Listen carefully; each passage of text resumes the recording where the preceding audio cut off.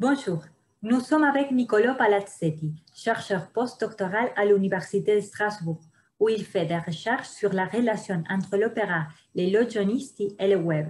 Ce thème de recherche concerne également la réception de la musique de Béla Bartok en Italie, la musique italienne du XXe siècle et la migration musicale italienne à Londres. Bonjour Niccolò, qu'est-ce qu'une découverte des points de vue de la musicologie et de l'histoire de la culture?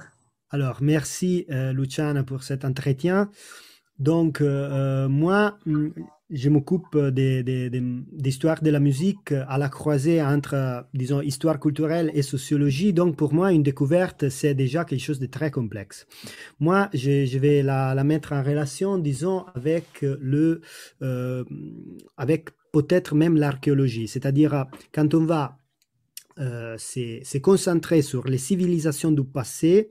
On va redécouvrir à travers des documents, des documents d'archives, la presse ou même l'étude des médias, la circulation des partitions dans notre cas pour ce qui concerne les musiciens.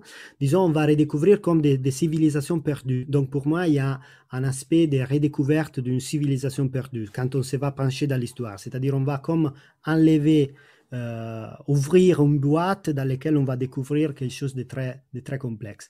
Pour ce qui concerne la méthodologie, bien sûr, en faisant des recherches sur l'histoire du XXe siècle et même l'histoire politique, donc par exemple, je me suis occupé de la réception du compositeur hongrois Béla Bartók en Italie pendant le XXe siècle, tout le long du fascisme et ensuite de la résistance et de l'après-guerre. Et pour faire cette recherche, donc je ne me suis pas seulement basé, comme c'est le cas normalement dans la musicologie, sur l'analyse des partitions, l'analyse de sa musique, l'analyse de l'influence de sa musique sur les compositeurs italien, mais je suis aussi basé sur les documents de la presse, sur, disons, tout ce qui est la partie historique, donc sur les archives d'histoire. J'ai mis toujours en relation la circulation de la musique de Bartók avec la partie, disons, historique de sa réception. Et donc, pour moi, travailler dans ces domaines, ça signifie vraiment mettre en dialogue plusieurs sources et faire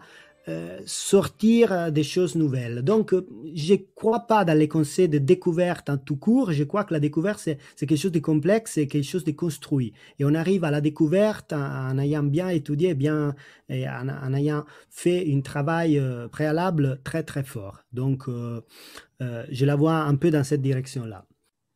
Vous avez parlé de votre découverte par rapport à Béla Bartok. Vous pourriez aussi parler de votre recherche sur la relation entre l'opéra et les logionisti.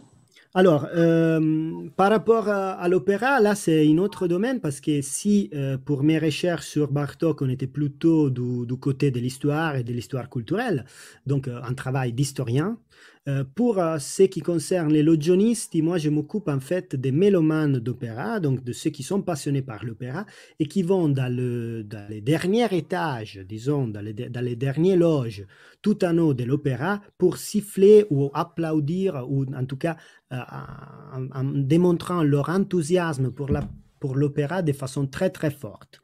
Donc il y a un côté vraiment de travail sociologique et donc là, disons que le type de travail, c'est pas seulement sur des sources écrites, mais c'est plutôt basé sur une approche qu'en sociologie, on appelle celle du travail de terrain. C'est-à-dire on va avec eux, on va participer aux échanges avec eux, on va participer aux opéras, on fait des échanges avec eux, on fait leur vie pour un bon bout de temps. Donc, on va vivre avec eux, disons. Et c'est vraiment un travail d'ethnographie, donc un travail ethnographique. Et donc là, la découverte, c'est plutôt dans des types de comportements qui, pour nous, disons, on voit ces personnes qui vont à l'opéra, vont tout le temps à l'opéra, ils vont dépenser beaucoup de temps là-bas. Parfois, ils font d'autres boulots. Et on se demande pourquoi ils vont faire tout ça. Et donc la découverte, c'est plutôt comprendre quelle est la raison derrière tout cela. Et au lieu de dire tout simplement ils sont fous, parce que c'est ça l'opinion qu'on a souvent de ce type de personnes, on va plutôt comprendre quelles sont, disons, les dynamiques de partage, d'échange, de sacrifices, et même l'éthique professionnelle qu'il y a derrière cette passion du mélomane. Et donc, cela voilà, nous montre un peu la complexité des cultures, même des cultures urbaines contemporaines dans les sociétés, soit dites occidentales. Donc, et cela nous permet de voir comment les comportements des passions musicales sont similaires, par exemple, aux comportements qu'on a pour ceux qui sont passionnés de football ou mieux ceux qui sont passionnés de séries télé. Voilà, donc c'est vraiment une autre perspective. Et combien de temps les logionistes peuvent-ils passer à la queue de l'opéra pour acheter un billet? Alors, oui. Donc là, en fait, moi, dans mes recherches très récentes, je me suis occupé justement de faire un travail de terrain à la Scala 2001, en 2019, donc avant le Covid. Et donc, cela va prendre beaucoup de temps. Normalement, il y a des files d'attente quotidiennes avant le Covid, je répète, mais il y avait 140 places qui étaient vendues quotidiennement à la fin de la journée pour les soirs même. Ils ne sont pas des tickets, disons, de dernière minute, ils sont des véritables tickets pour les loggione, donc la partie piano du théâtre dans laquelle normalement on reste debout. Donc, on reste debout avant l'opéra pour prendre les billets. Après, on reste debout à l'opéra pour regarder l'opéra. C'est très, très, très exigeant. Et ces files d'attente vont durer normalement plusieurs heures pendant l'année. Mais pour la soirée du 7 décembre, donc pour la soirée du 7 décembre, c'est l'ouverture de la saison d'opéra à la Scala, et quand il y a le président de la République italienne, il y a le ministre de la Culture, le maire de Milan. Eh bien là, il y a des files d'attente qui peuvent durer jusqu'à 2 jours. Et moi, j'ai participé à ces files d'attente de 2 jours. Et donc, il y a un véritable, disons, vie qui va se passer là-bas. Il y a des gens qui vont jouer à cartes, des gens qui vont parler d'opéra, des gens qui vont boire des verres. On va passer vraiment, c'est un moment de partage, de socialisation. Et donc, c'est-à-dire que l'opéra, là, c'est avant et après. L'opéra, c'est pas seulement dans la Scala, mais c'est autour de la Scala. Et pour comprendre cette passion musicale, il faut la vivre de façon entière pour la comprendre. Autrement, on n'arrive pas à découvrir quelles sont vraiment les raisons qui poussent ces personnes à faire tout cela. Et j'ai observé aussi que ces types de publics étaient très, très, très intéressés par l'usage des nouvelles technologies et de comment faire, disons, partager, discuter de leurs passions, des chanteurs, des opéras, aussi en ligne. Et donc, j'ai essayé de comprendre un peu quel était les rapports entre les files d'attente, qui est un peu le symbole de cette passé en train de disparaître, surtout avec le Covid, non? On imagine quelque chose qui va s'écraser. Et par contre, les nouvelles technologies, qui on associe plutôt à d'autres types de passions culturelles. Par exemple, la musique, ce qu'on appelle les musiques actuelles, ou bien des formes populaires des cultures, comme le football ou les voitures.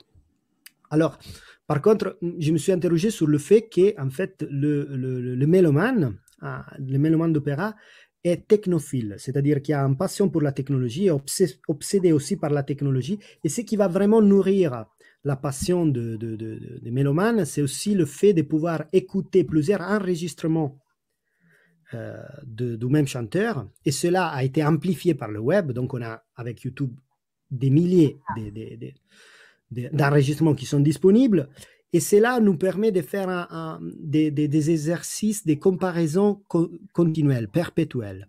Et c'est vraiment au niveau de cette écoute live, donc cette écoute en présentiel dans l'opéra, et l'écoute en distanciel, si vous voulez, à travers les technologies d'enregistrement et les technologies de reproduction sonore, qui permet de comprendre cette passion. Et donc, les mélomanes, dans mon hypothèse, naît avec le début de la technologie d'enregistrement du son et de partage du son, c'est-à-dire, grosso modo, avec le XXe siècle. La première émotion qu'on a dans tous les deux cas, c'est l'émotion de pouvoir, disons, transformer une passion personnelle. Donc moi, j'étais passionné par Bartók, c'était mon compositeur préféré, voilà, dans un cas. Dans l'autre cas, j'étais passionné d'opéra, j'aimais faire des files d'attente. Je faisais les files d'attente et je m'intéressais de faire la file d'attente en elle-même, sans aller à l'opéra, seulement pour connaître les... Et donc, je me suis interrogé sur cela, et transformer ces types de passion personnelle dans une enquête de recherche, c'est quelque chose de très passionnant qui donne une émotion, parce que on arrive à s'interroger d'abord sur nous-mêmes. Donc, c'est un travail rétrospectif qu'on va faire, selon moi. Donc, à travers les méthodologies, on va bien sûr découvrir des choses nouvelles, on va comprendre des choses qu'on ne savait pas avant.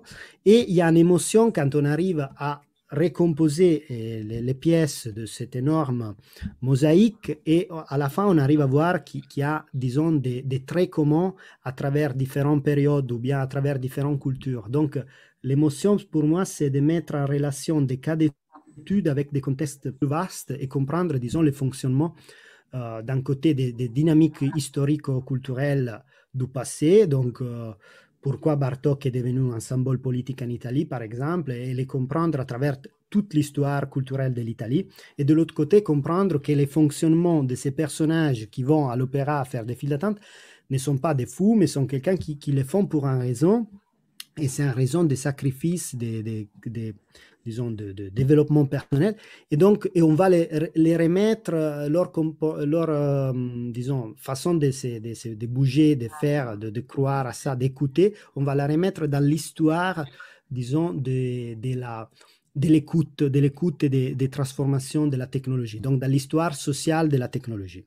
Donc, c'est à travers cela, donc transformer la micro-histoire dans la grande histoire, et selon moi, c'est une émotion, parce qu'on trouve des dynamiques en commun et on va comprendre un peu mieux les fonctionnements disons, de la culture humaine à la fin.